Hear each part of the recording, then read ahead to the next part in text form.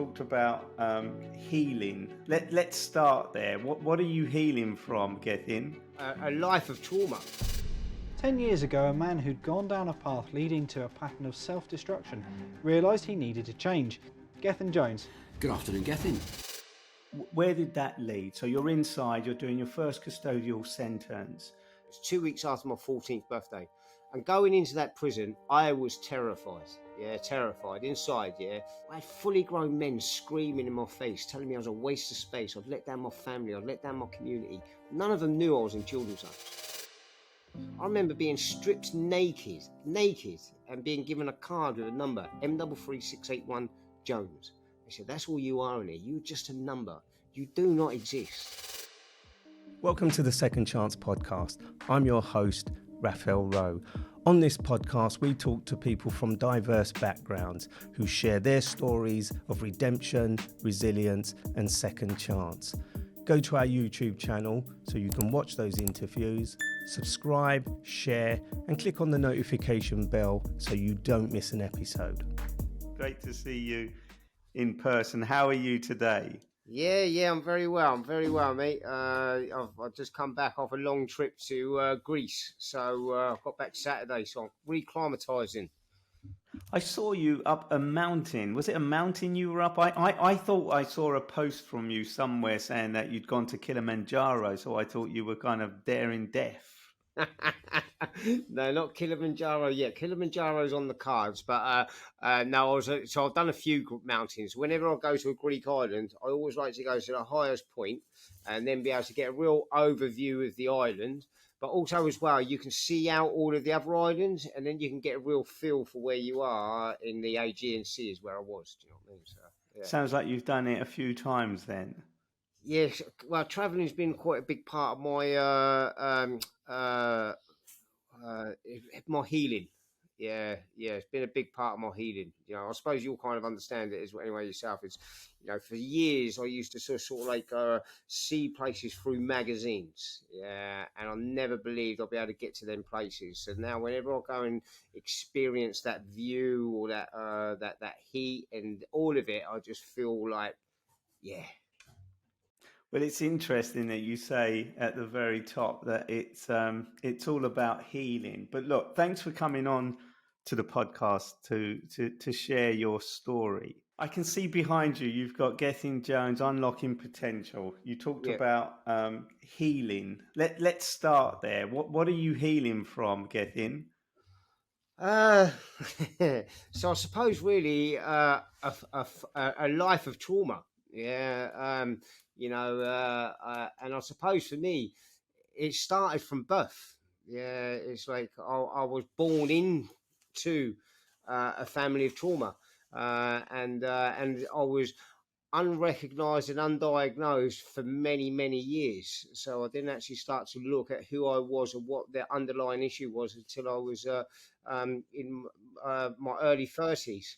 So literally trauma just built on trauma, because all of the responses to my life that came out of my behaviour and my actions caused more pain, more trauma. So I'm just healing from 35 years of pain. When you say born into trauma, I mean, that sounds quite dramatic and quite scary, actually. And trauma can mean different things for different people. When you say born into trauma, what do you mean? So if I just explain, so I always say I was born into a dysfunctional family, yeah, but I don't believe there's any functional families out there. They're all dysfunctional to a point. But what it meant for me was my mum was a care leaver, so my mum come through the care system. She was also a single parent with 4 children, and she also had learning difficulties. And that meant she wasn't able to give me the love, care and nurture that I needed to develop as a human being.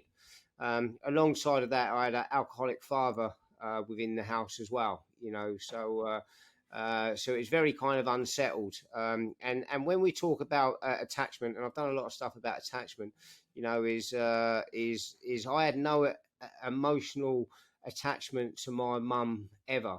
I was first taken out of the home at the age of 2. well, 2 to 3 it was. And what happened was my mum got up one day and said that she was going to the shop, and she just left, and so she could get away from my dad. So we were then put into a foster placement. But when you talk to people when they were taken away from a family at a very young age, they kind of remember this stuff, but I have no recollection of it.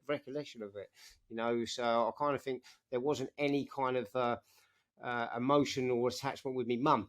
But I ended up going back home, and then me and my brother were taken away again into the care foster placement when we were 5, because my mum had a nervous breakdown, and also she was pregnant from another man, and this man died. So my mum wasn't in a great place. But also I remember then as well being in this foster placement at the age of 5, and I had the same no recollection of wanting or needing my mum at the age of 5, not wanting or needing it. But I remember the experience because I had these little baby chickens, these little yellow chickens, and I remember these chickens vividly. Yeah, just like amazed by them and wanting to touch them and feel them and just be around them, but no want or need for my mum at the age of 5. Which sounds That's a really sad start, actually. But when people end up in care homes, it can go, I think, one or two ways. Often the people that I engage with, it goes the negative way. What was it that you experienced in the care home that then led on to whatever it is we're going to talk about? So I suppose for me, so I was at home with my brother, yeah, and my brother was the closest person to me, yeah. I love my brother Dave, and we were like thick as thieves, yeah, literally, And what happened was they took my brother away from me when I was 9 years of age, yeah. I just remember coming home one day and my brother was gone, and on that day I lost the most important person in my life. And my behaviour was already kind of coming out. I was already shoplifting, running away from home, and doing all of the sort of stuff linked to sort of my environment. And then what I started to do was I started to ask to be put into the children's homes, yeah, because I wanted to be back with my brother, and I thought children's home were going to give me what I wasn't having at home. I didn't know what I wasn't going to have, but I knew that I'd probably be better off in children's homes than I would at home. So I was quite bright as a child. When I got to the children's homes, two things happened. The first thing was they didn't reunite me with my brother. I understand why, because I worked within that field. My brother was very settled. I was very unsettled. So they didn't put us together because I could have taken him down the wrong path. But they never, ever facilitated the relationship. So I didn't see my brother until I ended up leaving school post 16. But then when I got into the children's homes, there was no love, there was no care, there was no nurture. It was just sort of like, it was just about control. Yeah, just about people just wanted to control me. Yeah, and I just kind of like I just voted with my feet, and it just kind of sent me on a spiral, because I didn't want to be there, and I didn't want to be at home, and I had nowhere to go. So I was literally like running away and living on the streets and towns and cities across the south of England at like 12, 13 years of age, So, yeah, it was there just wasn't anything there. There wasn't anything there that I wanted or needed. And I just went on my own. Why didn't the authorities? I mean, you're so young at that age and impressionable. So where were the authorities at this point? I mean, it's one thing you wanting to be on the street and going in the direction you want to go in, but where were the authorities at this point, sort of getting you back where you need to be? So, and I see this similar today as well. Not a lot has changed, but what it was people focused on the behaviour, not the person. Yeah, they just focused on the behaviour, So it was all about what I was doing wrong. Yeah, it's you. I was bad. I was naughty. I was no good. It was my fault. Everything, yeah, was on my shoulders. And there was no therapeutic help then. Yeah, no counsellors. I didn't see any child psychologists. I didn't see anybody at all. I can remember at the age of 14 being put into secure accommodation. So I was in a secure unit, and I was put into this secure unit on what they called a place of safety, yeah, to protect me from myself. Because I was actually sniffing glue, so solvent abuse. I was sniffing glue and running across motorways. So they locked me up for my own protection. But even in there, I didn't see any kind of psychologist. It was just about removing me from the environment, yeah, and then and constraining me, and as soon as they let me out there, poof, I was just gone again, But yeah, I was always to blame. Yeah, and then what would happen was my behaviour just got punished and criminalised, all the time. So I got moved from one home to another to another. I was labelled. I was a bad influence. I led people astray. And yeah, and it just kind of sent me on a cycle. My first custodial sentence, the first time I got locked up in prison was when I was 14. You had to be 14 before you could go to prison. 2 weeks after my 14th birthday, they locked me up. What was that for? That was for burglaries. House burglaries. I'm not proud of it, but that's what it was. But I was in another children's home in a place called Leon Solent, which is in the south of England. And the only thing that they had in this little tiny little fishing seaside town was an arcade. There was an older lad that was in there. He was probably about 14, so I was 13 at the time, and he was addicted to fruit machines. Guess what? I became addicted to fruit machines quite quickly. And he had a solution to be able to get money for the fruit machines, and that was burgle houses. Yeah, so guess what? I went with him and I was burgling houses. And then some of the other kids in the home were like, well, what are you doing? We're burgling houses, we're playing fruit machines. Guess what I started to do? Burgle the houses, playing fruit machines. Yeah, I actually got banned from Leon Solent at the age of 13. Yeah. I remember one day I was like, I was meant to be going to school when they said, you're not going into the school today, you need to go upstairs. And I went, okay. And I went upstairs to my room, and there's a staff member, packing all my stuff in a box. And I'm like, what's going on? They said, you're going. Yeah, you're not staying here anymore. The police don't want you in the community. And then I got moved to this other home called Glen House. And Glen House was it was kind of like the children's home where they put kids that they couldn't do anything else with. So it had open units on there, secure units, and education on site. And and that became my new home.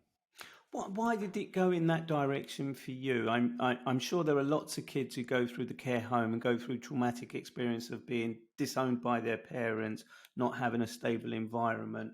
Why do you think you became so disruptive, if that's the right word? And I say you, but listening to what you said, where everybody had pointed the finger at you rather than addressing the problem, the overlying problem. Why did you take the bad path, if you like? So I don't think it was the bad path, so to speak. I just didn't know any other path. So it's I'll quote Ian Smith, actually, a barrister in Scotland. Yeah, and he was working with a youngster. Yeah, this youngster was about 14 years of age, and the judge wanted to lock him up. And the judge said, we need to lock this lad up because he's come off the rails. He's had enough chances. And Ian's gone, I really hear what you're saying, Your Honour. He said, but what if there were no rails? What if there were no rails? And I believe because of my attachment, which is from birth, and I struggle with attachment even to this day, I just try to learn and survive on my own instincts. Yeah, which meant that I would learn from whoever was around me. Yeah, and I would mimic and copy their behaviours so that I could survive. So if I just explain as well with that lad that taught me how to play the fruit machines and burgle, I remember being on the run with him at the age of 13, and I remember being so hungry that I had pain in my stomach. Yeah, it's twisting in on itself. Yeah. He then took me to a shop and we stole raw jelly. Yeah, raw jelly, and he's like, "Eat this, Geth." Yeah, I'm eating this raw jelly. Yeah, and it swells in your tummy. Yeah, at the age of 13, I'm learning how to survive and overcome hunger pains. And I'm doing that from the people that are around me. You know, so, and it's funny actually because this is like because of the shift as well. Now, I met an American years ago, and he was doing some work with me in Elstoke Prison, and he said this little verse to me, and I'll never forget it, and I'll share it with others when I work with them today. And it says, "What you see, you learn. What you learn, you practice. What you practice, you become. But what you become isn't always what you're meant to be." And that was me. I just saw, learn, practice, and become. And I was a product of the system.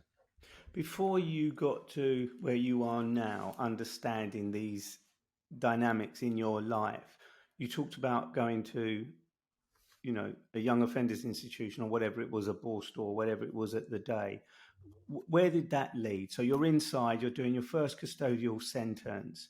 How did that manifest? Tell me a bit about what your life was like after that first experience. I mean, did prison work? Did the institution or the secure centre, did it work? No, if I'm honest with you, that sentence broke me.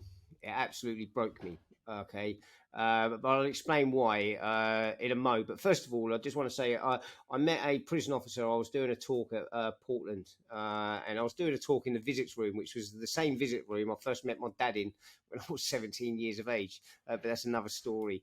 But yeah, so I was. But what he said, he came up. He was very moved by my story, and then what he said to me, because I went into what was called detention centres. And back in them days, they were what they called short, sharp shock. We're going to scare you straight, okay?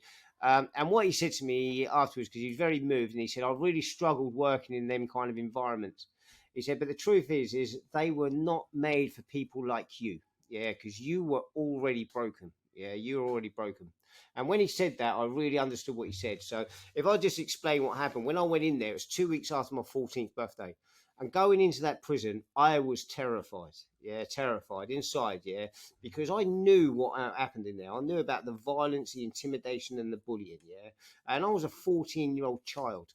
And I say child because I remember when my own son turned 14, it made me realise just how young I was. Okay, and I'm only small anyway, but I was tiny then. Yeah, so I remember getting out of this police car. I seeing my first ever prison officer, yeah, because it's before the days of the sweat boxes. And in them days, they had peaked caps, they had like blue shirts, big shiny boots, proper Sergeant Major type. And this bloke's just gone, boy, get here. Me being me, I just strutted over. I wasn't going to let him see that I was scared. And he's just looked at me, he's gone, when you're in here, you don't walk, you don't run, you fucking fly. And he just threw me into reception. And my feet did not touch the floor for the next 2 hours, yeah. I had fully grown men screaming in my face, telling me I was a waste of space. I'd let down my family. I'd let down my community. None of them knew I was in children's homes. I remember being stripped naked, and being given a card with a number, M33681 Jones. They said, that's all you are in here. You're just a number. You do not exist. Yeah, within every single interaction, you just knew that if you did not comply, violence was going to be the outcome. And I can remember at the end of that 2 hours, yeah, being put into the cell. And I remember that night, yeah, putting my head on the pillow and I had the blanket over my head. And I cried. I cried into that pillow. And I wanted someone, just anyone, to come and take me away. And no one came. No one came. And at that point in my life, something in here broke. And something in here said, I was never going to trust another living soul. The only person I could depend upon was me, and I was no longer going to play your game. And then I just called it, I went on like a 20-year self-destruct after that point because I wasn't listening to anyone. Yeah, all bets are off. Yeah, if this is all you've got, bring it on, because I'm just going to live my life the way I want to live my life. And that's what I did. You know, and for the grace of God, I'm alive. Where did it lead you, though? At that moment where you decided you were going on this self-destruction, you mentioned 20 years of self-destruction. Where did it lead, Gethin? So the depths of hell. But I planned to be a success. I didn't plan to be unsuccessful. I was just going to be a success, but in my own way. Yeah, in my head, I was going to be a successful criminal, gangster, whatever you want to call it. You know, I remember reading books about Ronnie and Reggie Cray and Roy, Frankie Fraser and Roy Shaw, and they were my heroes. You know, that's what I wanted to be. But the reality was a little bit different. You know, I ended up spending 8 years of my life in total behind the doors. You know, I became an intravenous heroin user. Just to say that as well, I was introduced to heroin in prison. I was introduced to crack cocaine in prison. You know, I spent time on the streets. I spent time in the homeless hostels. I destroyed every relationship that came my way, yeah, because fundamentally, I'm a nice bloke, yeah, and people did want to love and care for me, but I was incapable of maintaining any kind of human relationship. And what would happen if people got too close, I would just naturally hurt them, yeah, and it was my way of protecting and keeping me safe. so I ended up just sort of like I became what was called a gyro junkie. Yeah, I couldn't rob, I couldn't steal. I was just waiting for that next bit of money so I could just have a fix. I was begging off beggars. It was just a pitiful place. Yeah, I used to wake up every morning wanting to die. Yeah, wanting to die. Yeah, it's just and that was because there was been so much hurt, so much pain.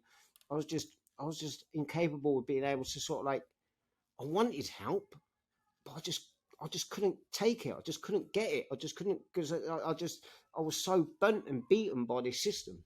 What was the longest prison sentence you got? So the longest sentence I had was a 4-year sentence. So and that was on what they call the old rule. So I'd done 2 year 8 months out of that sentence. But that sentence was probably the one that kind of saved my life. If I'm honest, it did save my life to a certain extent, and because I kind of knew, that something was seriously wrong. Yeah, I was 29 years of age. I remember being in a cell, just got caught with an ounce of heroin. I was withdrawing off of heroin, crack, Valium, Temazepam, alcohol, you name it. The whole lot was coming out of me. And I was just a wreck of a man. I had open abscesses. I was bruised, I was battered, I was beaten. And I just knew that something had to change. Yeah, I knew that something had to change, but I didn't know what that was. Because people always used to say to me, "Oh, you need to change, Giff. You need to change." Yeah, and I used to think, "Yeah, right, changing what?" Yeah, because I struggle with the word rehabilitation. Yeah, I'll just explain this quickly. Yeah, so if you break your arm, yeah, okay, or break your elbow, you go to the hospital. Yeah, they rehabilitate it, do some physio so it works again. Yeah, what if it never worked in the first place? Yeah, what you rehabilitated it to? Yeah, rehabilitation doesn't even come into what I went through. Yeah, it's an insulting word. Yeah, because I had to change every single thing about me. So when people used to say you need to change, I'm like, changing the what? I don't know anything else. I don't know what you're talking about. Um, and it was kind of funny, yeah, right? So I manipulated myself, yeah. So in my head, yeah, I was like thinking, right, I need to get a shorter sentence, yeah. So what I do a load of negative drug tests, yeah. So I'll get a result and a touch at court. So I was looking at a 7-year sentence, yeah. So anyway, the judge bought into it, yeah, and he's gone to me, I can see you're trying to help yourself. He said, so I'm going to try and give you a sentence that'll help you rather than damage you, yeah. So I'm going to give you 4 years rather than 7. I'm like, yeah, quid's in, yeah, I'm done all right. So anyway, I then think, right, so I need to get a handle on this gear. Yeah, so I heard about these rehabs, yeah, because these were new in jail. They started to have these rehabs in jail. I thought maybe I'll go on one of these rehabs. And in my head, this is why I went on to the rehab, Brad. This is truth, yeah. In my head, I'm like thinking, right, if I can get an handle on the gear, when I get out, I can just sell it and not use it. Yeah, that was the only reason I went on the rehab. Yeah, no other reason. Yeah, just get an idea and then I can just sell it and not use it. Yeah. And then I can remember, yeah, I went on there, yeah, and they asked me to listen to this fella speak. Yeah, they asked me to listen to this fella speak, yeah. And all I'd ever seen was my life. Anyway, I've walked in this room, this fella's walked in. I'm looking at him thinking, who are you then? What do you know about me, mate? What do you know about my life? I've got the prison shoulders on, been down the gym, I'm looking all like this. Anyway, he just started to share. Yeah, he started to tell his story. When he told his story, I identified, yeah, with his life. And then what he did was then he started to talk about this new life. And he talked about he had a family. He went on holidays. He had a job. He had a car. He had a flat. And I remember my jaw just hitting the floor because I didn't think that stuff was possible for people like me. Yeah. And on that day, he gave me hope. Yeah, he lit a fuse. Yeah, and it took a long time for it to come to fruition, but he showed me the final destination. Yeah, and that's what the hope was. And it's funny actually because I'm working with an IPP prisoner at the moment. Yeah, called Jamie, and he's 16 years in. Yeah, and his tariff was only 2.5 years. But he said to me, he said, Geff, he said, when you came in to see me, when you came in and spoke, he said, you gave me hope. And he said, do you know what hope stands for? And I went, no, what? He went, hearing other people's experiences. That's so good. I use the word hope all the time, and I've never put that alongside it. But what made you listen in the same way you talk about this 16-year-old that you're mentoring at the moment? What made you listen at that moment that you walked into that rehab? Because up until that point, you've manipulated your whole life, and as you say, get off the heroin so you could become a drug dealer rather than a user. What made you listen when you walked into that room? Because as you say, you went in there with the prison shoulders. What does this guy know about me or anybody else in this room? What made you listen at that point? Because I've seen so many of you Gethins in prison and on the outside, and some are just not in that position where they're ready to listen to someone like the guy that you listened to that gave you this hope. And I love that acronym. It's brilliant, actually. And I'm going to nick it and I'm going to use it because it's a fucking brilliant one. Yeah, hearing other people. Well, I have created a program as well now called the Hope Program, hearing other people's experiences. Yeah, so but I always credit it to Jamie. Yeah, so if you ever do share it, say it comes from an IPP prisoner called Jamie. Yeah? Well, I want to meet Jamie, so somehow, some way, you've got to introduce me to this kid, because if he's 16 and he's done 16 years in prison. Done 16 years in prison. Right. So yeah, brilliant. I'd love to meet him actually. Yeah, definitely. So what I'll say, actually, so that was the first step. Yeah, so I didn't actually complete that rehab. Yeah, I got kicked off of that one, and then I went back on it again. Then they kicked me off it again. In total, I've done 8 different rehabs. Yeah, 8 different rehabs. So if you think about what my life was like, I completely mistrusted the system. Yeah. So if you think about like victims and perpetrators, the reality was I had to go to my perpetrator to get fixed. Yeah, because it's the system that I blamed. Yeah, okay, it was the system that I blamed. So I then had to go to them. So I had this massive mistrust. So what I did was I kind of done what I do. I'll call it in bite-sized pieces. Yeah, bite-sized pieces. So I just kept learning stuff. But what I've realised as well, and this is where the change come, is there's a transition. So what happened there was it was the first time I started to ask for help. Yeah, so I was asking for help. Yeah. But there's another transition, and this is when you actually start to change. It's when you get to a point of accepting the help. Yeah. Okay. So I was asking for it, but I wasn't accepting it. And the reason why I wasn't accepting it was because I still didn't trust the system. And this is what I do now with people in prison. Is the reality is if you say to me now, Gethin, do you trust the system? I go, no. Broke in a bad way, and it does more damage than that. But what I do trust is individuals that work within it. Yeah, individuals that work within it. And that's where the transition came from. When I kind of shifted my mindset from thinking, stop looking at that and look at these people here. Yeah, and it's these people. Yeah, so Harry is one person. Yeah, you then got Stuart, that's another person. Bob Marshall, that's another person. Joe Purdy, that's another person. These individuals, yeah, they're the people that were the stepping stones that supported me to my transition and change. And who are these people? So Harry, this is a mad one. So he used to shot heroin on the street corners over in Brooklyn. Yeah, done lots of prison over there. He then found recovery and then somehow blagged his way into the UK and then was working in Elstoke prison on a drug wing. Yeah, so that's Harry. Stuart Degville was my personal officer, and he actually worked on the on that unit, Chevrolet unit, as did Bob Marshall.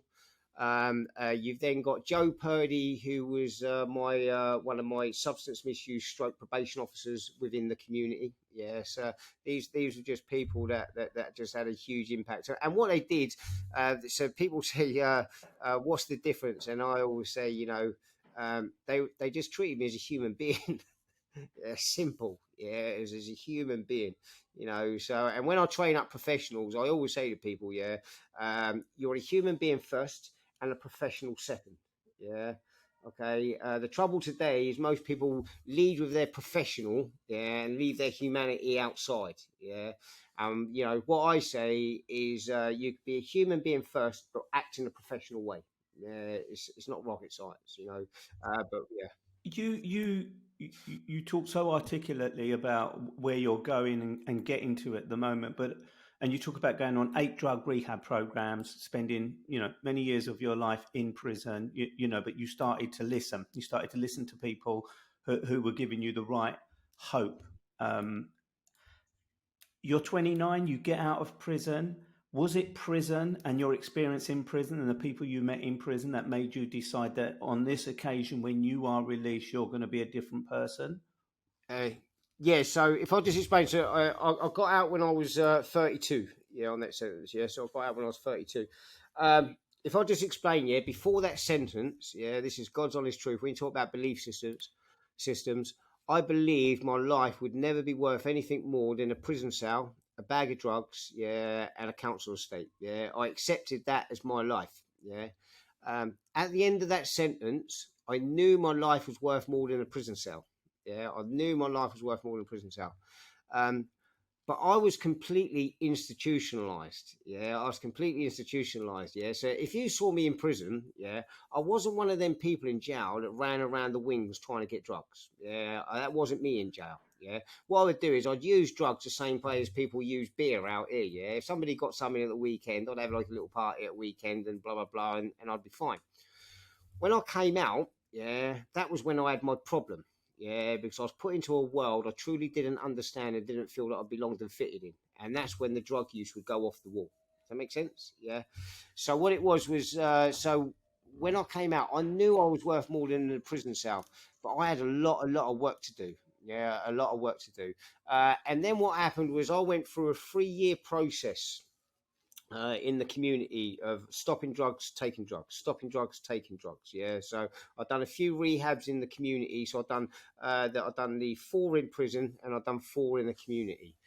And so I've done about 3 years in the community of bouncing backwards and forwards and backwards and forwards. And for me, that was like a living hell. Yeah, that was worse than prison. Yeah, all right. Because what happened was I was sat in the middle. Yeah. So what happened? I knew because of the work I'd done with, emotionally and mentally, I didn't fit in that world anymore. Yeah. But I also didn't feel like I fitted in that world. Yeah. So I was in no man's land. Yeah. I was in a prison of the mind that was worse than any physical prison I'd ever been in my life. Yeah. And that was at that point when I woke up every single day and wanted to die. Yeah. Because I was incapable, yeah, of earning a £10 note for a bit of gear. Yeah, because I was so fearful of the consequences because I knew that I couldn't go back and do another prison sentence. I couldn't do it. Yeah. So yeah, I was just in this mental torture. Yeah, and what it was is, so I talk about spiritual awakenings. I'm not religious, but I'm very spiritual. Yeah, so Joe Purdy, the lady that I spoke about, yeah, Joe Purdy was a huge part of my journey, and I've written about her in my book, which is about the transition and the change. But what happened was I woke up, yeah, it was just a normal day. I woke up in my head, yeah, and just thought, no, I can't do this again. Yeah, I was clucking. Yeah, I needed a bit of gear. My head was just completely done. I just wanted to die. Why am I awake? Why am I even alive? Yeah.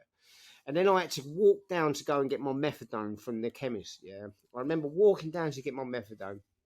And then on the way back, I got my head looking down and I'm looking at the floor, yeah, because that's what you do in them words. You're just looking at the floor. And all of a sudden I heard this voice, yeah, and it's Joe, okay? And I remember looking up at her and she just looked at me and she went, Gethin, are you okay? And I'm like, yeah, I'm all right, I'm all right. Yeah. And she's just looked in my eyes and she just went, Gethin, you're not okay. You need to book yourself in somewhere. That's all she said. And I swear to God, at that moment, something happened. And it wasn't I just heard her words, I felt her words. Yeah, I felt what she said. Yeah, I trusted what she said. And the only way I can explain it, it was like I had all of these pieces of a jigsaw. Yeah, and they all came together at one point. Yeah, and it just spout one word and it said action. Yeah, Gethin, you have to put in the work in to get this done, but people will help and support you. Yeah. And on that day, something shifted in my mind. Yeah.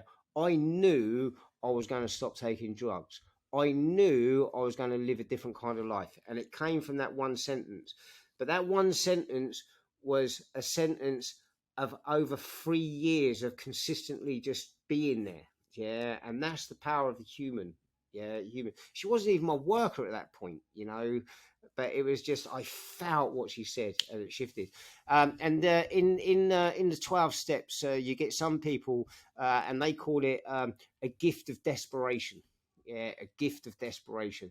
And I believe that's what it was as well. I had that gift of desperation. There was some kind of crack in my soul, and she just entered it. What And did you do then? So there was that moment, that click where you knew you had to take action. You knew. What did you do, and how did it change your life to the man you become today? wow, so it was like I was just like a man possessed. Yeah. So I had a drug treatment worker. Yeah, I went down there. Yeah, and I just said I need a book into a detox. Yeah, and they said to me, they went, it's going to take about 3-4 weeks. I said, don't care, just get me booked in. Yeah, just get me booked into this detox. Yeah. And then what I also started to do was you've got like fellowship meetings like Narcotics Anonymous. Yeah. So what I started to do, I started to go to Narcotics Anonymous meetings whilst I was using, which is something I'd never done before. So I started to build a bit of a network with people. Yeah, telling them about what my plans were. They like, Geff, we can support you. Yeah, we can get help you whilst you're in there. Yeah. I also started putting some boundaries for myself as well. Yeah. The first boundary was I wasn't going to take a phone. So I knew on a bad day a phone would take me out. Yeah, I wasn't going to take any money in there because I knew on a bad day a £10 note would be enough to take me out. Yeah, people in the fellowship said, "We'll tell you what, we'll bring up your toiletries, Gethin. We'll bring up your tobacco." Yeah, so they kind of held me and they nurtured me. The other thing that I did as well was the way I can explain it. Yeah, well, it was I had an ego that was here. Yeah, and I had self-esteem and confidence that was through the roof, through the floor. Yeah, okay. And it was my ego that stopped me from getting any kind of recovery. And somebody gave me a really good tip. They said, Geff, they said, when you go into these sessions, yeah, when you, because I'd always go into a session, I'd go, what's this? They go, relapse recovery. I go, I've done that before. Yeah. It didn't work, did it, Geff? Yeah. So I kind of, so somebody said to me, they said, when you go into the room, yeah, right, just sit there and in a little mantra in your head saying, I don't really know a lot. I need to learn. I don't really know a lot. I need to learn. And that's what I do. Every single interaction, every single room I went into, I don't really know a lot. I need to learn. And there was a beautiful lady in that detox as well. I need to mention her, Hillary. Yeah. And Hillary had watched me go through detoxes since I was like 20. So what was I was 35 then. The first time she met me was when I was 26. Yeah. And she said, she went, Gethin, she went, I remember seeing your name come up on the board and like, oh no, not again. Not again. Because she was murders. She said you'd come in, yeah, you'd cause absolute chaos over 3 days, you'd disappear, and then it would take us like a week to settle the unit back down. And she went, and I just knew when you came in, there was just something completely different about you. Yeah, something completely different. And that was that power in the mind and the shift, you know. But it comes down to people. And that's the interesting thing, and I bang on about that all the time. Somebody in the right place, giving you the right opportunity, or listening to what you're going through. But it also comes from obviously you, and when you felt it was the right time, and it was the right time. You were, getting older. You weren't able to bounce around like you did. Let's talk a little bit about what you do now, because you have this, you know, powerful story that you now use to help other people. How did that come about? Because sometimes people come out the other end, they go on to have a family, settle down, and then sort of leave that life behind. I mean, they don't forget it, but they leave it behind. You chose not to do that. What did you do? So if I just say, so what I do now, I didn't do straight away. Yeah. So I wasn't one of them people that turned my life around and was ready to go work. Yeah. It wasn't happening for me. I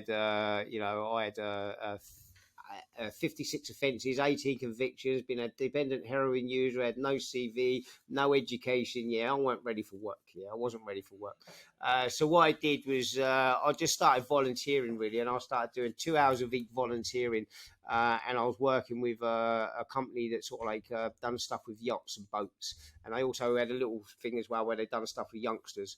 And I just used to do 2 hours a week. Yeah, it was the hardest 2 hours of my life. Yeah, because I didn't know how to speak or how to be able to connect with any of these people. Yeah, if it was talking about prison, crime, and drugs, I was your man. Yeah, but they were talking about like growing tomatoes. Yeah, going on holidays and mortgages. Yeah, it was just like I had no idea. But yeah, but what happened was I learnt a lot about myself, and I ended up going from 2 hours a week to 37 hours a week. Yeah, but I still didn't know what it was I wanted to do. But I knew that I liked working with the youngsters, and it was a 13-year-old girl that showed me my path. Yeah, and what happened? We got off this boat one day, and we're going to pay the mooring fees, and she went, "I really likes it when you're on the boat, Giff." She went, "Because we can have a laugh, but when things need to be serious, you proper helps us, you do."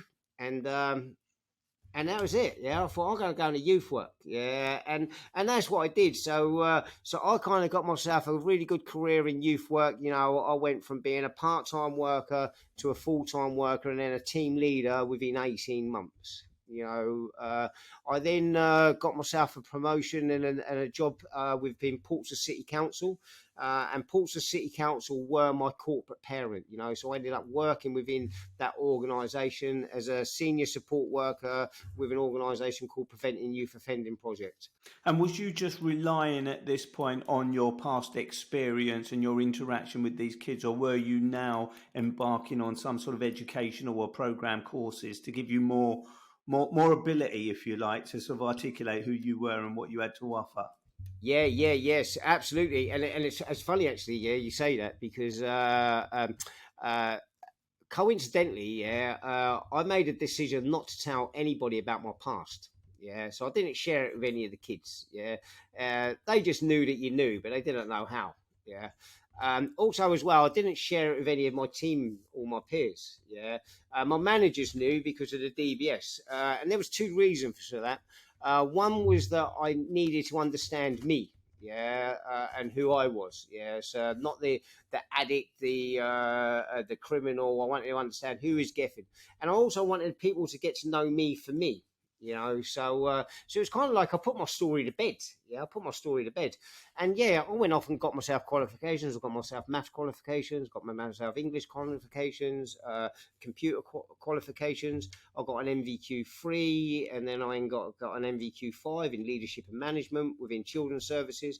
And my journey just kind of progressed, you know. And we had a change of government in 2010, you know, which meant that there was a lot of like money being like taken out of different areas, and unfortunately youth work was the first one to get hit, you know. So then I ended up like getting promotions and kind of working then in the substance misuse world, you know, and I ended up managing staff teams of 40, staff teams of 40 within public health, substance misuse, and it was about reducing health inequalities to the most deprived area of the city that I grew up within, you know. So it was quite a big, it was like £1.5 million a year budget they're giving me, to kind of hold and do, you know, which, but what happened is it was really crazy actually. We had a secondment from a prison officer. Yeah, this is where I got the idea from a prison officer at Winchester Prison. And one day he's just going to me, he goes, "Geff," he goes, I'm leaving." I went, "What do you mean leaving?" He went, "Yeah," he goes, "not just the prison service, all of it." He goes, "People don't change." He goes, "It's just pointless. People don't change."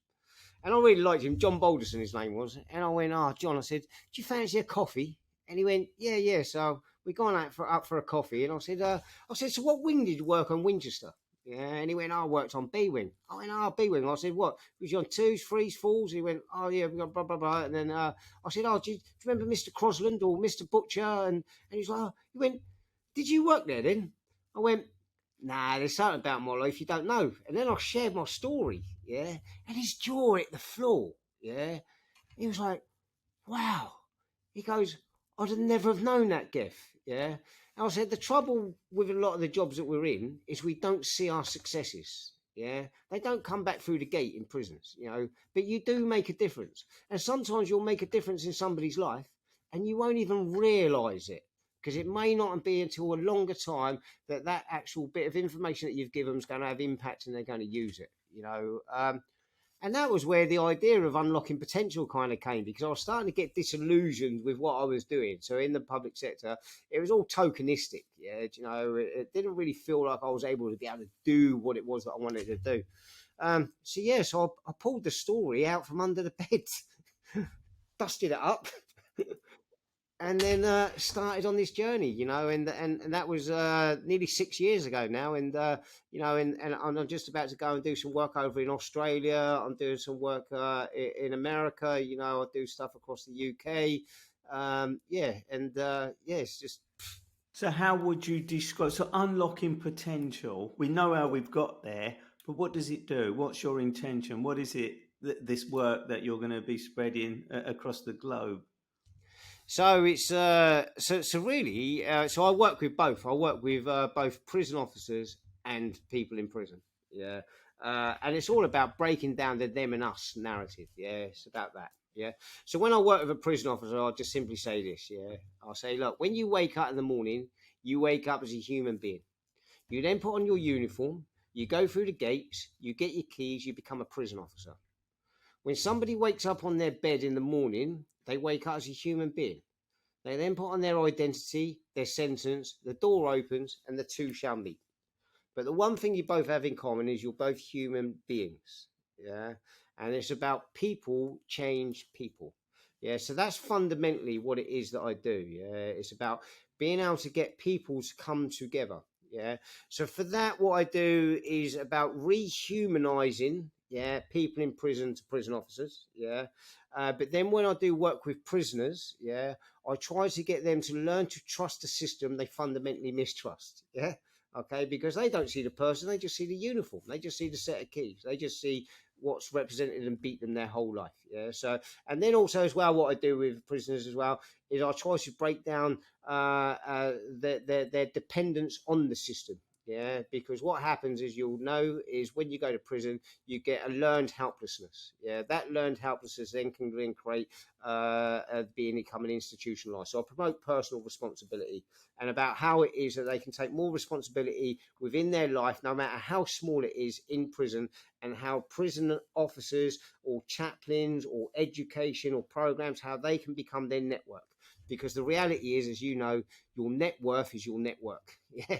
You know, your network is your net worth. Yeah. So you can build a network within there. So that's kind of what it is that I do, really, you know, is because the truth of the matter is, them people up there can't fix it because they haven't got a clue. Yeah. The people that can fix it are the people on the ground. But the way that they do that is by working together. Yeah, you know, and actually, if you've got a community where prison officers and prisoners are getting on well together, yeah, it's a much safer and better place to be anyway. And how responsive are they to that? Because it's such a big space, isn't it? You know, lots of prisons do think differently. Officers have a different mentality. They themselves can be so scarred by their own experiences or the things that they witness or the way that they've been treated by prisoners that, you know, they have this embedded sort of anger towards prisoners. So they overlook the fact, as you say, that they're human beings and vice versa. How do you achieve success? I mean, it's obvious that if you get them working together, a lot can change, but how receptive are the prison service to what you're trying to do?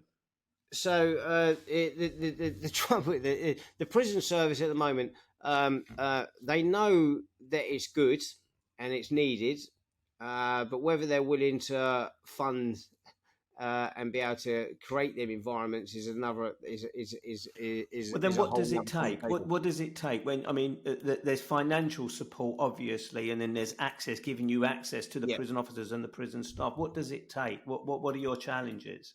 So my challenges at the moment, the main challenge is COVID.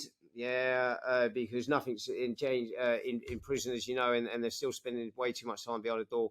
But also as well, a real issue in relation to recruitment. You know, so most prisons at the moment, 60% of the prison staff are probably within less than 2 years of service. So you've got the blind leading the blind. Yeah, the average length of a prison officer at the moment in the UK is around 4 years now, I think. You know what I mean? If you go back, I think it's only about if you went back 3 or 4 years ago, it was nearly 7. Yeah, so it's nearly halved in a short space of time, and it's only kind of going to get worse. You know, so what I believe is that, you know, there's a lot that needs to be done within the infrastructure of prisons, but it's going to cost money. It is going to cost money. Yeah. So for me, an idea, and I'll kind of give this to the prison system, is when we had the big massive cuts in 2010. Yeah, we did lose a lot of good experienced staff. Yeah.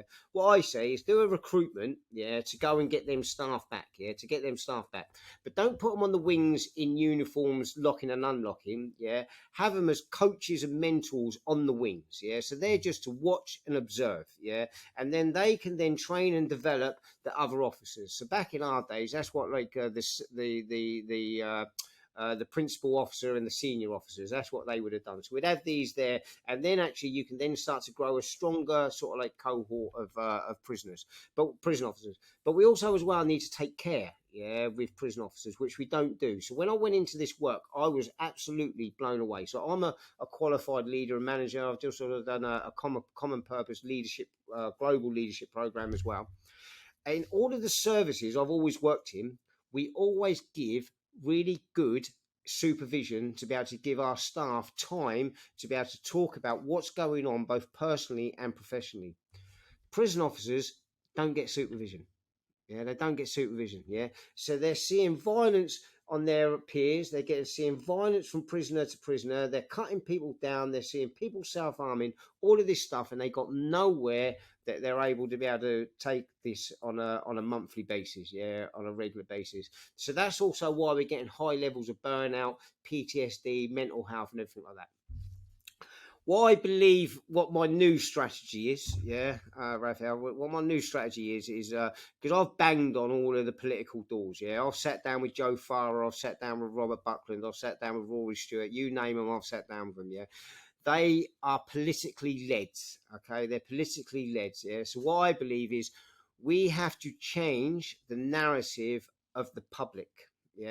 All right. So at the moment, if we look at it, prison's primary purpose is to keep communities safe. We don't keep community safe just by locking people up.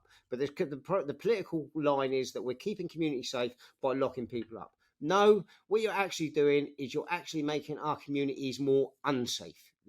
Because what's happening is you're putting people in prison, you're doing nothing with them, you're making them more vulnerable from when they get out from when they went in. They're also more angry when they come out than when they went in. And what they're actually doing now is they're committing more crime and more victims. But what you're saying is pretty obvious, and this is what frustrates me. And you're absolutely right in the sense that, the public's perception needs to change, the narrative needs to change. And you work in this world on a day-to-day basis.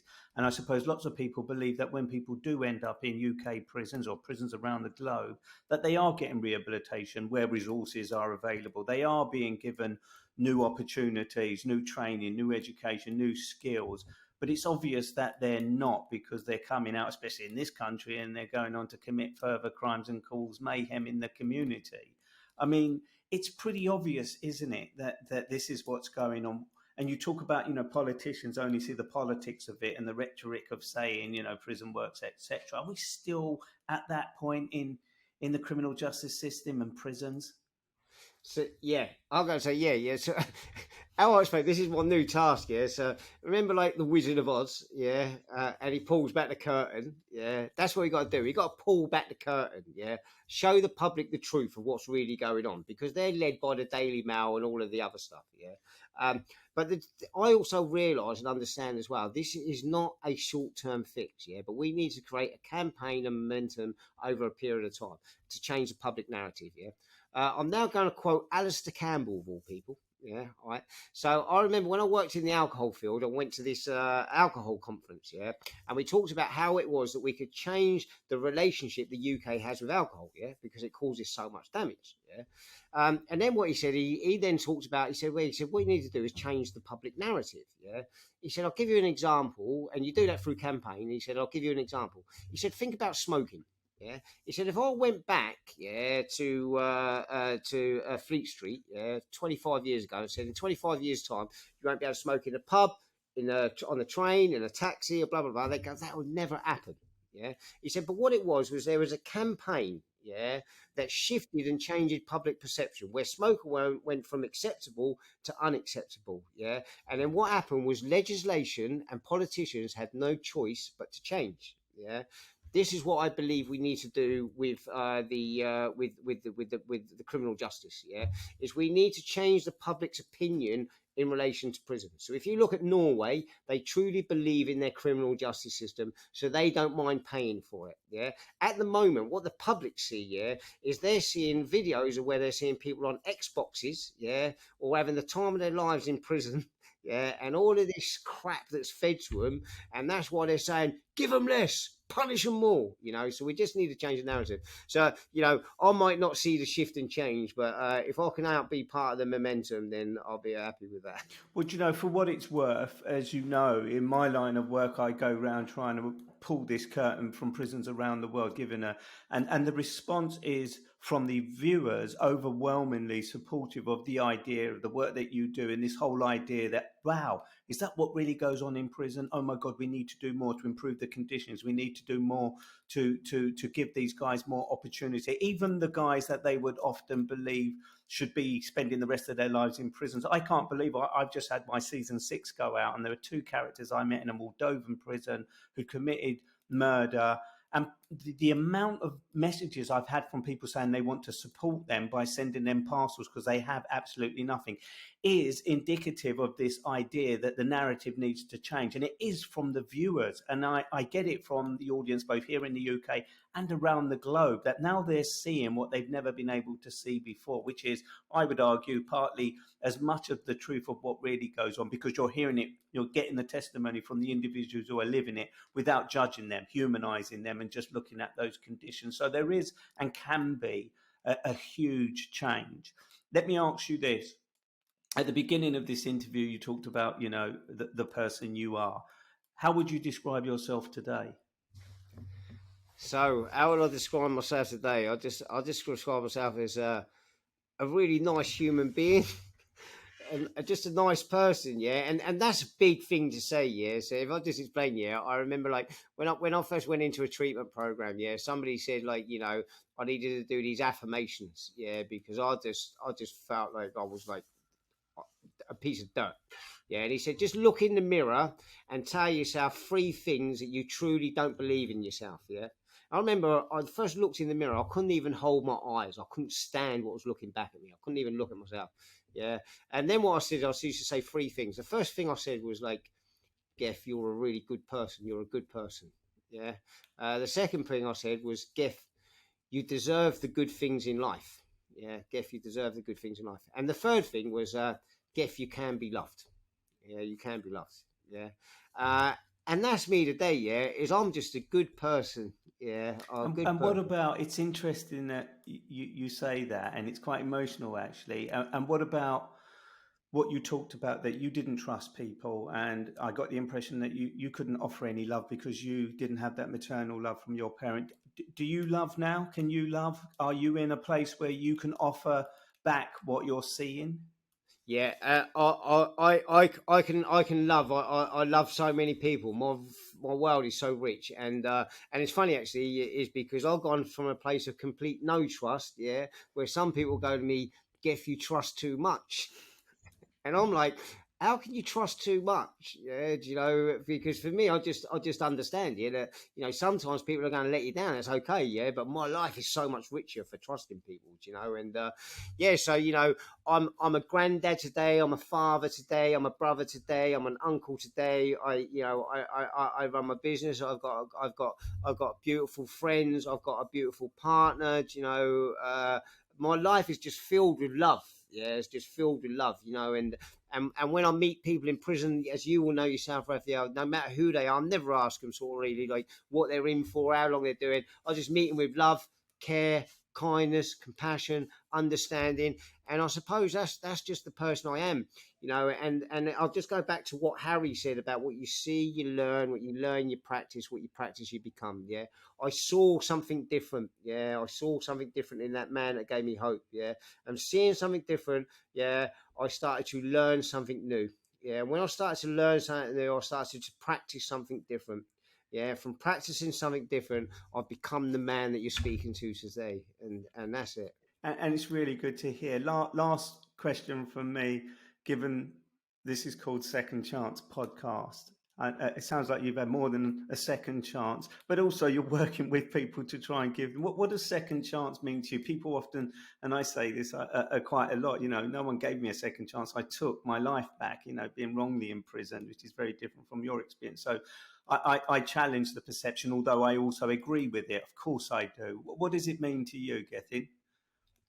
I'm just going to say, first of all, I really feel for your story as well. And just feeling you to be able to come to terms with everything that you've done and do what you do now is just incredible. Yeah, incredible, incredible. So for me, second chance, second chance, there's this thing called FAIL, FAIL stands for first attempt in learning. Yeah, it's 4 letters, isn't it? First attempt in learning. Yeah. Yeah. Oh yeah, for those that can't see this, first attempt in learning. I'm dyslexic. I pretend I am. Anyway, I also had 50th attempt in learning. But I remember there was a bloke called Wardle. He's no longer with us. And he worked frontline in a wet house. So where people were taking heroin, crack, blah blah blah. And I was in that hostel a few times as well. And I remember when I was kind of like went working professionally, so he used to look after me. I'm now working alongside him professionally, and I'm like, how have you stayed on the front line for as many years as you have? Yeah, do you know what I mean? And he goes, and keep seeing the same people keep coming back and back and back. Do you know what I mean? And then he goes, Geff, he goes, it's simple, really. He goes, when they tell me that they're going to change or it's different this time, he said, I believe them. He said, I believe them. He said, do you know the reason why I believe them? I went, no, what? He went, it might be the first time that they're telling the truth. First time they're telling the truth, and that's that window of opportunity, and that's what a second chance is about, do you know what I mean? Is you don't know what's going on for somebody in their life, you don't know what has led to them being where they are, but just trust and believe in them. But the reality is as well, I say this with prison officers, it's easier for us to do this with a dog than it is with a human being. So if you go to smooth a dog that's been beaten its whole life, it's going to meet you with snarling teeth. But if every day you go to that dog with some love, care, kindness, nurture, understanding, one day that dog's going to meet you with a wagging tail. And that's the same as with human beings. And that's what he did. Every single time he met that person, he met them with love, care, nurture, and understanding. And that's what second chances are about. Gethin, it's been a pleasure talking to you. Thanks for sharing your story, insights, and experience. It really is powerful testimony, actually, and it's great that you're doing the work you did or are doing. So thanks so much for sharing. Thank you for watching or listening to the Second Chance podcast, where we share stories of redemption, hope, resilience, and second chances. Who deserves a second chance? Who has the right to give someone a second chance? And is a second chance even deserved? That's what Second Chance is all about. So subscribe if you want to be kept up to date with new episodes.